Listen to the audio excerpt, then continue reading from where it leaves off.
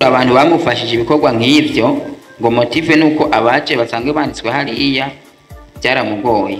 Abo bantu nabo bamaze kuvyumva baca bagomba gukoresha inguvu no kwitangira ngo z'ubutungane n'ibindi ntazi vyabo, baca baramwitwarira muri anakope. Bamwitwariye Chef David aragerageza kugenda ajanye na ekipe yiwe ariko barakorana mu cegeranyo batanze naragisomye, bamwagiriza ko abo bantu bovaho hama bagasubira mu bibanza vyabo kuko ari nabo banditswe ku makonte kandi banditswe no muri anakope. Muga David abishura ati jewe sishobora kwirukana abantu bafashije gushika kw'intambwe, mwebwe swate muguma muri abanwanyi cyangwa babasubiza amafaranga yanyu. Muri bo hari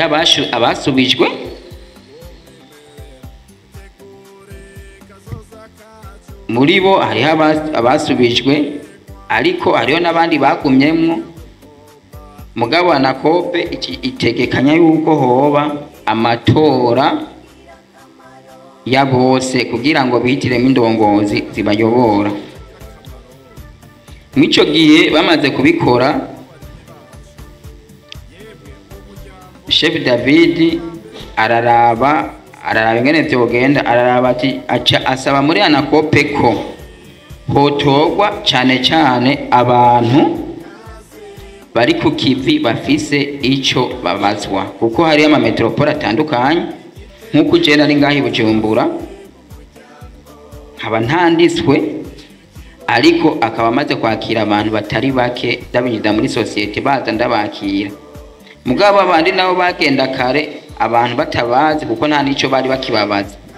Anakopera bimwumvira amatora aba ku mugaragaro, niho ajya amatora mwabonye aba mukihitiramo indongozi zibaje imbere. Niho twashitse no kubura urwego rero mubona turi imbere yanyu. Hama tumaze gushika k'ubwo rugero, Chef David akiduhamagara yatubwira ko tworima ikibonobono tukakigwiza, hama tuzogihingura, hama tukagishora hanze, hama tukagabura amafaranga inyungu yavuyemwo hisunzwe imitahe umwe wese afiseyo. Niho mu nyuma abantu bijukira kurima ikibonobono bukebuke, baraba baje nk'abaje kugeza yuko vyoba ari vyo. Turabwira igihe cererako, ingene bagihingura, amavuta turayakora, turabwira ivyavura n'akamaro kayo. Abantu baratangura kurima ikibonobono bukebuke. Ariko mw'iyi minsi rero niho hibonekeje ikibazo kidasanzwe.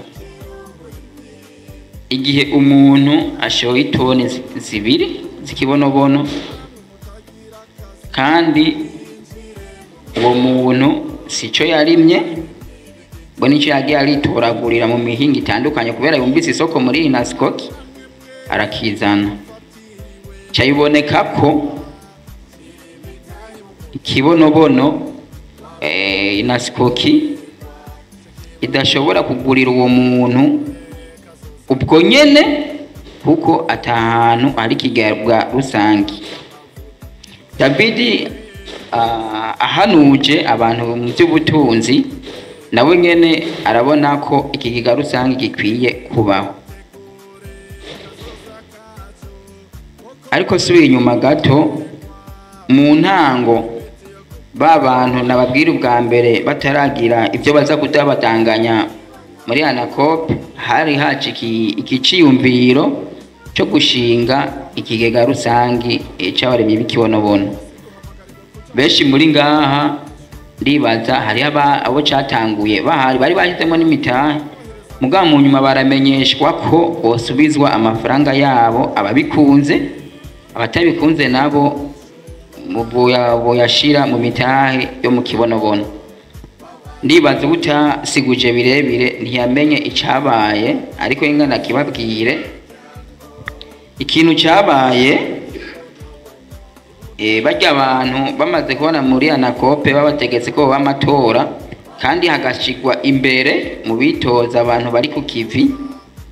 Barabonye kumenga imigambi yabo yo gusambura societe iriko iratera isubira inyuma, niho baca bamwitwarira muri berube, kuko ico gihe bari baraduhaye n'uruhusha rwo kwegeranya amafaranga kugira ngo dutangure microfinance yiwacu.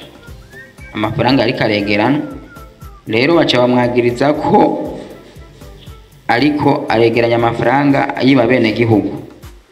Niho berbe mu nyuma yarungika indongozi zayo ngaha zisanzwe gukurikirana imitahe ya bene gihugu, bararaba mu maregistre twandikamwo, baragenda no kuraba muri CRDB uko konte twegeraniza ko imitahe niyo yari, basanga ubutunzi burahari, babona ntamvo n'imwe yotuma bahagarika uwo mugambi.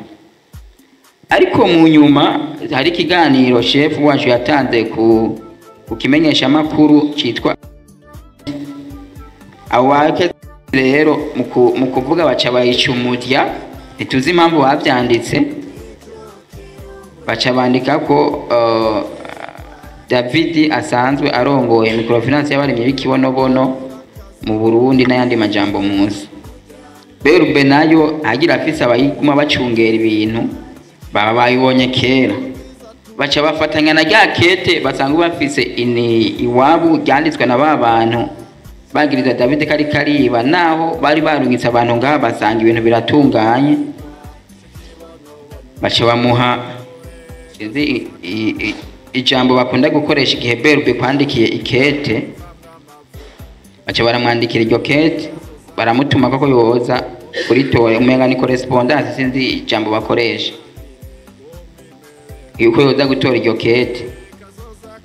Amashefu ico gihe ariko arava imakamba, karava mu Rutana aza ngaha afise gucaca mu Rumonge haja n'imakamba kugurura y'amabiro.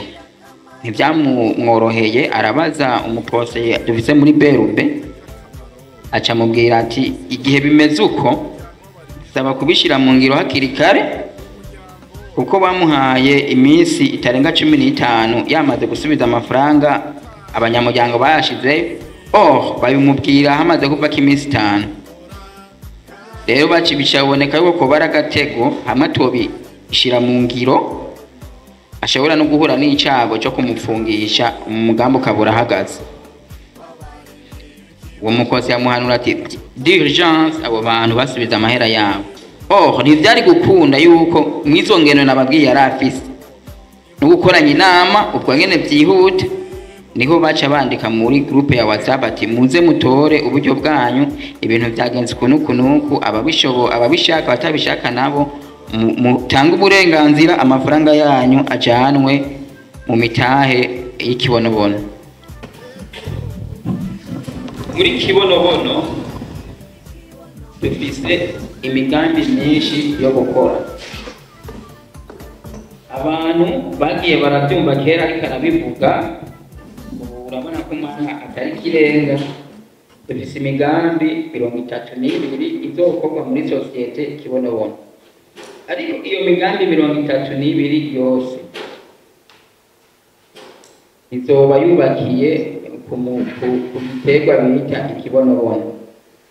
Isobanura biti, iyo migambi 32 umugambi wose uzoba wigenga, ariko mubwo bwigenge bwaho uzofitaniye ubucuti bwa hafi n'abarimyi b'ikibonobono. Igihe rero abanyakibonobono babishimye ko iyo migambi yigenga, naho yoba yigenga bo bari bo bayirimwo, bashiramo imitahe. Mugabe igihe imigambi yindi yoziraza buke buke, isanga igiterwa cy'ikibonobono twaragihiyunge twarakirimye, ntibizosaba ko umurimyi w'ikibonobono ashiraho imitahe, bizosaba ko ahubwo ku kigega rusange ca kibonobono bakurako amafaranga runaka agatangirwa mu kivunga. Yambavuga ati kugira umurimyi w'ikibonobono aje mu ngaha dufata miliyari nka 2 turashize mu iki kintu. Ni mu gihe ikibonobono kizoba cashowe, hama kigahinguye imwana amavuta amafaranga agarutse yamba tuvuga tumutaha umwe tuwuha ibihumbi ijana bivanye n'ibiharuro abahinga baba bakoze mw'ico gihe cyatuvuga tumutaha umwe tuwuha ibihumbi 70 canke 50 canke 60 ayandi agiye muri proje iyi ni mw'ico gihe rero microfinance kubera iki kandi iboneka yuko ikenewe gose ikibonobono kita atakigega rusange dufise mu mavuta twarashoye ntibikunda niyo mpamvu umuntu ashira mu mutahe ukatwe kiwe mugaba inyungu ikazoboneka kubwiwe kubwa societe ya kibonobono sizika umuntu ahura kibazo mugifite muraza kumbaza tubandanye dusobanura hariho abantu muri societe barongera amakuru gusa muri groupe za WhatsApp mugabo YouTube atari kirenga bivanye na connection bafise hariho kandi n'abantu batigera babona n'amakuru namwe babyumva ku munwa kubera ta telefone y'ifite rero muri inama akwari kubamenyesha bikuru mu byo tumaze kurangura muri societe kibonobono ubwa mbere muri bikuru tumaze kurangura nuko twakuye muri ya koperative bavuga ngo ntagira amategeko murazi ko byateye induru cyane mu minsi yeze mugabo abantu batera induru ntabwo turiko turwana n'induru yo muri anakope n'abantu bagomba kudusengera tubabwira ati tenyenya gato turiko turabyubaka tuzobibaha rero ubu byarubatswe amategeko atugenga arahari yaba aya koperative yaba ay'urunani ariko icitonderwa mu mategeko burya mu mategeko bavuga bati règlement d'ordre intérieur umuntu wese ararekuriwe kuyitunga ariko pardon gato umuntu wese ararekuriwe kumenyeshwa ibiriyo no kuyisomera ariko ibibitswe muri secrétariat général ya société yegukira ndika wa mataho nukuvuga ukeneye règlement d'ordre intérieur kubanza kuza muri secrétariat ukabisaba bakayiguha ukayisoma nyamba bibonetse ko uyikeneye uruhusha uruhabwa na secrétaire ntabwo muza ngo nta règlement d'ordre intérieur nje kuyitunga muhira batayiguhaye ngo ruhusha kubera mu mategeko bafata ko règlement d'ordre intérieur yatowe n'abanyamuryango mwese muyizi rero umuntu agomba kuyitunga ku gatwe kiwe kandi hari umuntu mwabijejwe abika iyo règlement d'ordre intérieur umengo hariho sibito yuko aba ari ikintu agomba kuyikora niyo mpamvu ubanza gucaho abanyamuryango bashimye kuyishyira ugasaba uruhusha bakayiguha nyamba bayiguha ukayitunga cyangwa uyisomeraho ubu rero iyo ntambwe twarayiteye tukiri muri ya makoperative adafite amategeko aho umunywanyi agira ikibazo cyangwa ikintu kiriya akabura aho yitura mu mategeko ibyo birahari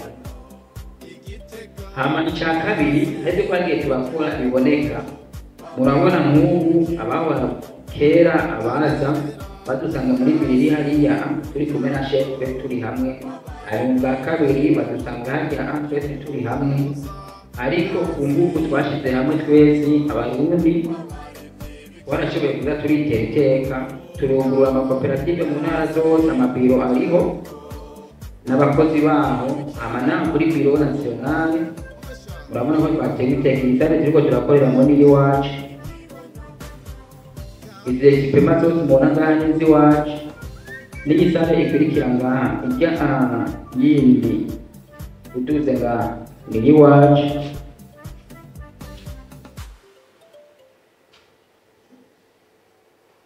hama n'irya sare iri hariya murayibona kandi n'iyiwacu ijya isanzwe ikoreramo urunani rw'abarimyi kibonobono mu Burundi irya hose ni iwacu mugani mwibagire niya sare ni hari imwe mbere mwadusanga rya ni sare y'imigisha ntibigeze tuyitakaza iracahari nirya hose ni iwacu hajya hasi naho ubu bahaye koperative kibonobono Bujumbura Meri niho mukeneye kurondera dokima za kibonobono Bujumbura Meri kubaza amakuru ya kibonobono Bujumbura Meri mushika hajya mukabaza ababa bahari kandi twarateye n'indi ntambwe turashobora kugura amagence ashika 10 mu gisagara ca Bujumbura kugira ngo abanyamuryango mu gisagara ca Bujumbura mwege mukunda gusuma mufise ibindi bafatira mushobore gushika kuri agence babatunganiriza hama ari kindi kintu twatiyemwe intambwe twarashoboye kuzana ikintu kimwe kiboneka nibyo turiko turakora umugambi w'amasabuni dukoresha amafaranga y'abanyamuryango mugabo y'ingurane kugira mwama mwavyomese muri groupe turagurana abanyamuryango bumva boshiramo amafaranga ama tukayakoresha umutahe umwe ni miliyoni umwe ama akunguka ibice 5% cyangwa yashizemo inyungu akayironka ku kwezi mugabo akaba afise uburenganzira uwayatanze bwo gusubirana amafaranga yiwe mu kiringo c'amezi 6 ariko ashimye ko amafaranga agumayo contrat iraba renouvelable. Rero ico gisata twararoze abanyamuryango bacitangira bashiraho amafaranga menshi ku buryo harimo n'umuntu yashizemo amafaranga angana n'imiliyoni 100 n'abandi usanga bahizemo 10, 5, 15, 20, umiliyoni umwe n'amafaranga atari make. Niyo mpamvu mubona isabuni ya kibonobono muhora mubibona muri group ahi Bujumbura ntacyo ndabona ngira ngo murafise ande mushorera mugabo mu ntara za ruguru ma metropole ya ruguru igasabuni irakunzwe cyane kandi ku rugero ushobora kubona fati y'akarorero metropole Rumonge bakaza gutora idina y'amasabuni no kuvuga sangara twaye hafi toni 5 toni 6 z'amasabuni muga muri raporo inyuma y'ukwezi akamenyesha yuko yaheze kandi n'amafaranga ukabona kuri konte bayashizeko amasabuni yaheze muga muri Bujumbura Meri kubera ngira ngo dufise ahandi dushorera ugasanga ari n'umugwa mukuru w'ubutunzi n'amahajasi twarayabegereje iwanyu nk'uko mwabidusavye ugasanga muri raporo turonka mu bintu vyerekeye amasabuni kwezi kurahera atani isabuni 2,000 zidandajwe ariko abandi ba ruguru badandaza 5,000 birenga 5-6 ngira aho naho nyene muraza kuhangishura ugasanga ari jewe ngira ngo mfise ubuyobozi bubi mu nyereka ingene twokora kugira amasabuni asohoke. Hama mu gisata c'amasabuni kubera ko turi mu ntara zitandukanye n'ubu abafise amafaranga baguma bakenewe muyazane tuyakoreshe muri ya ntumbero yo gushika kuri ya hangiro ry'umurundi aguwe neza, umurundi ateye imbere, umurundi ahaze. Nimugira amakenga abayafise nimuyazane inyungu zirahari amafaranga yanyu kandi abakinga ivyo bari karakora murabibona ko nka jewe ndi muri groupe y'abatanga amaraporo ku rwego rw'igihugu mu metropole atandukanye hariho nk'intara usanga bamaze hafi 2 badafite amasabuni kandi bayakeneye bikava rero kubera umutahe tuba dufise ari muto rero n'abandi bayafise uyazane bazobungukira kandi ntibazobamarabaza. Hama ikindi twateyemwo intambwe mu nyubakwa twabivuze twarateye kandi intambwe mu bintu novuga bya visibility. Ubu uko biri kose sinkekeranya yuko abarundi ibice nka 50% mu barundi bose bariho batazi umugambi w'ikibonabona. Ibyo rero twabishitseko bwo gukorana n'amasosiyete atandukanye aje kwamamaza, kandi no gukorana n'abantu wanyu mwebwe nyene abanyamuryango mugenda murabikwiragiza irya nino. Ariko kare waravuga ikibonobono bagomba ati ibyo bintu n'ibiki, kandi mwumve yuko sosiyete yacu n'amabiro make yo mu gihugu wogenda yuvuze ikibonobono ntiyumve icarico, kuko uyu mugambi urimwo abantu batandukanye, harimwo n'abakora n'abegereye abasanzwe batuyobora mu gihugu. Arivyo vyatumye mubona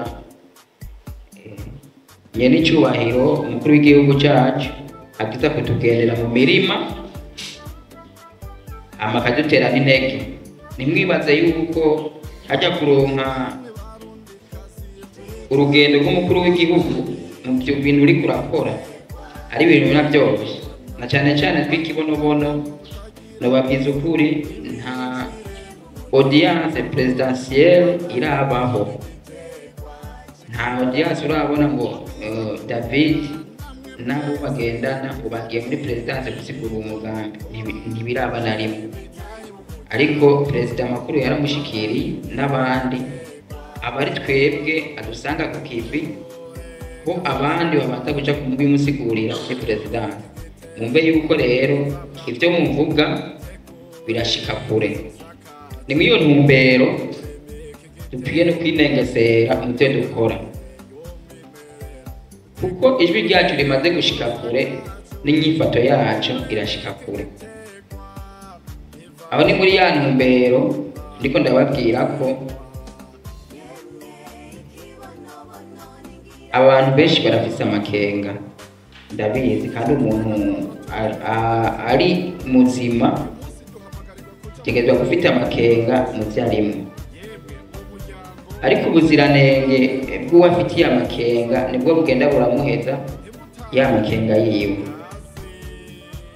Jewe nk'indongozi yanyu ndi ngaho imbere nta myaka myinshi ndabasumbya, ariko numve yuko kibonobono kuva ku mutumba ngira gushika ku gihugu, igihe mwebwe abanyamuryango mwoza tugakorera hamwe nta na kimwe kizodusambura.